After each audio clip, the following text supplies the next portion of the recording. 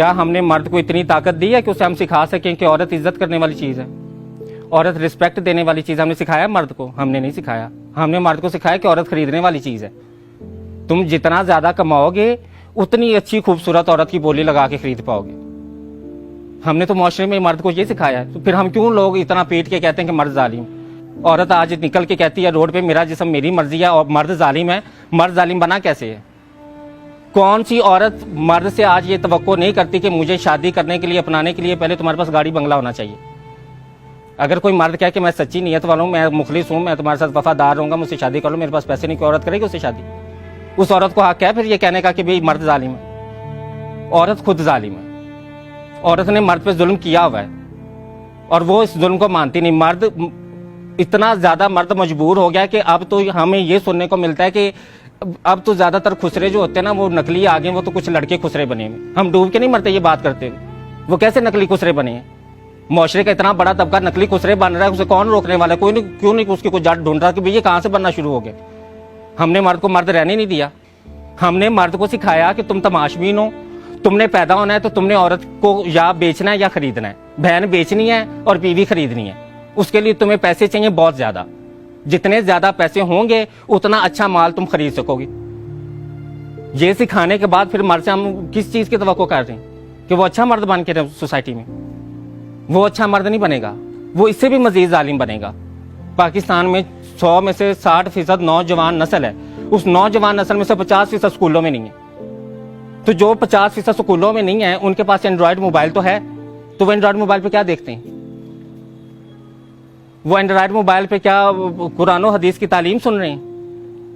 क्या वो मोबाइल पे मुल्क को कैसे तरक्की की राह पे गामजन करना है वो नौजवान नस्ल ये सीख रही है जो स्कूलों में नहीं है? वो गंदी फिल्में देख रही है, जिनसी फिल्में, जिनको सुनते भी हम शर्मा रहे हैं, जिनका नाम सुनते हैं मैं कहते हैं कि सारा जान देखता रहे लेकिन हम बात ना करें। ऐसे ऐसे हम मुंह छुपाते हैं एक दूसरे से। क्यों? हमने अपने नौजवान नस्ल में मुआशरे को ना तो तालीम दी है ना ही उसे तरबियत दी है। तरबियत को ददलाफ जी हमें नहीं ना पता क्या है। हमने तो अफसर बनना सिखाया है। हमने बच्चे को शुरू से कहा है कि तुम्हारे इम्तिहान में नंबर अच्छे नहीं चाहिए, चाहे बूटी लगा के आए, चाहे नकल करके आए, चाहे जिस तरह भी आए, तुम्हारे 100 में से 100 नंबर आए और तुम कल को बस CSS करके कोई अफसर बन जाओ और अफसर बन के तुम्हारी जिंदगी सेट है। तुम्हें ना अच्छा इंसान बनने की जरूरत है, ना तुम्हें इज्जत की जरूरत है, ना तुम्हें औरत की इज्जत करने की जरूरत है। अपनी इज्जत का तो मर्द को पता ही नहीं है। मर्द ने तो अपनी इज्जत पे कभी सवाल ही नहीं उठाया कि नहीं नहीं यार मेरी भी इज्जत। हजरत यूसुफ का किस्सा सुनाती हूँ आप। जुलेखा ने रोका, जिनसी अमल के लिए झिपटी। ताकतवर मर्द कौन था? उसने कहा कि नहीं मैं मुसलमान मर्द हूं, औरत नंगी भी मेरे सामने आ जाए मेरा ईमान नहीं डोलता, मैं उस रब से डरने वाला हूं। मर्द, असल मर्द वो होता है जिसमें बर्दाश्त होती है। ताकतवर में बर्दाश्त है ना, कमजोर में बर्दाश्त नहीं होती। कमजोर कौन होता है? जिसमें बर्दाश्त नहीं है। ताकतवर कौन है? जिसमें बर्दाश्त है। तो ताकतवर मर्द तो वो होता है कि वो नंगी औरत को देखता तो वो मुसलमान मुआशरे में आंखें झुकाता, वो सर मुंह फेरता, वो कहता है कि नहीं नहीं यार मैं अगर ये औरत जन्नम के रास्ते चल भी पड़ी है तो मैं तो मुसलमान मर्द हूं। मेरा काम तो औरत की इज्जत करना है, उसको इज्जत देना, उसका जिस्म ढांपना, उसका जिस्म नंगा करना नहीं है। ये सिखाना था हमने मर्द को। हमने नहीं सिखाया। हमने तो उसे बोली लगाना सिखाया। हमने सिखाया बोली लगाओ, बीवी खरीदनी है तो बोली लगाओ, अगर तुम्हें अपनी बहन का कहीं रिश्ता करना है तो उसके लिए भी बोली लगाओ। पूछो कि कोई कितना पे, तुम कितना पे कर सकते हो, कोई तुम्हें कितना पे कर सकता है। अब ये कोरोना आ गया है, अब ये शादियां कैसे अखराजात के बगैर हो रही हैं? अभी तो लोग शादियां कर रहे हैं ना। अब तो दूल्हे को फिक्र नहीं है कि मैंने शादी करने से पहले 10 लाख रुपया जोड़ना है, मैंने घर बंगला गाड़ी लाजमी हो तो मेरी शादी होगी। तो जब घर गाड़ी बंगला औरत देखती है ना, जब औरत मांगती है कि भाई मैं शादी करने के लिए घर बंगला गाड़ी मांगती हूँ, तो फिर जारी बात है मर्द भी बोली लगाता है। तो हम बेचने खरीदने का काम कर रहे हैं। हमें सिखाना पड़ेगा कि रिश्ता क्या है, शादी क्या है, निकाह क्या है, 3 कलमे पढ़ने का मतलब क्या है, कौन सा ये रस्म कहाँ से आई है? मुझे ये बता दें कि इस्लाम में, तो मुझे ये पूरे इस्लाम में ये रस्म नजर नहीं आती कि भाई दूल्हे को शादी के लिए जो है वो एक घर गाड़ी बंगला लाजमी होना चाहिए, सोशल सिक्योरिटी होनी चाहिए, फ्यूचर सिक्योरिटी होनी चाहिए। ये कॉन्सेप्ट कहाँ से है? कौन लेके आए सोसाइटी में ये कॉन्सेप्ट? जाहिर बात है जब औरत मर्द से तवक्को करेगी इस चीज की तो मर्द भी तो फिर बदले में मांगेगा ना। ये तो लेन का देन है, मार्केटिंग क्या है?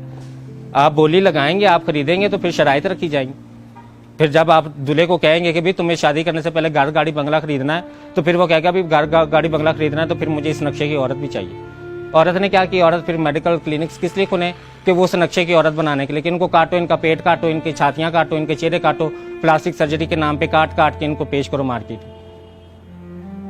इस ट्रेंड में आज हम जिंदगी गुजारें। आज आज उस पेट काटने का नाम हमने लेपोथेरेपी रखा हुआ है। हम चेहरा काटते हैं तो उसका नाम हमने जो है वो प्लास्टिक सर्जरी रखा हुआ है। हम छाती काटते हैं तो हमने उसका नाम सिलिकॉन सर्जरी रखा हुआ है। हमने तो नाम बदल के तो उनको बड़ा ग्लोरीफाई किया हुआ है ना, उनके नाम ऐसे ग्लोरीफाई करके रखे हुए कि कोई ये महसूस ना करे कि मैं जिंदा जान अपना पेट कटवाने लगा हूँ। ये किसी को महसूस ना हो, सबको ये महसूस हो कि मैं लेपोथेरेपी करा रहा हूँ, मैं पता नहीं हुसन का शहजादा बनने लगा हूँ। हमारे वक्त में तो फिर भी जो मर्द होता था ना, जब जवान होता था तो मेरे नानी दादी जो थी वो देसी घी की खुराकें बनाती थी, वो मजूने बनाती थी कि नहीं बच्चा जवान हो गया उसको ये खुराक खिलानी। आजकल बच्चे क्या कर रहे हैं, आजकल जो स्टीरॉयड का टीका है, जहर है, वो जिस्म में लगा रहे हैं जवान बच्चा। ना उनकी ज़हनी हालत ठीक रही, ना उनकी जिनसी हालत ठीक रही। और बच्चे पैदा करने का मतलब ये कतई नहीं है कि आप जिनसी तौर पे मजबूत और ताकतवर हैं। बच्चे पैदा होते हैं अल्लाह के अमर से।